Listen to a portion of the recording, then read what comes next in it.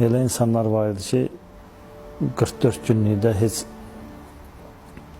yara almamışdı, amma döyüş fəaliyyətini aktiv şəkildə icra eləmişdi. Məsəl üçün, onlardan mən birini deyə bilərəm, Əhədzadə Xəyal snayper mütəxəssisi idi. Həmişə mənə dahi deyirdi ya da uzman deyirdi. Snayperə görə də həmişə nəsə bilmədiyi bir şey olanda, qaranlıq qalanda gəlib məndən soruşurdu. Başa salırdım, həvəsini görürdüm, marağını görürdüm, daha təfərrüatlı öyrənirdim.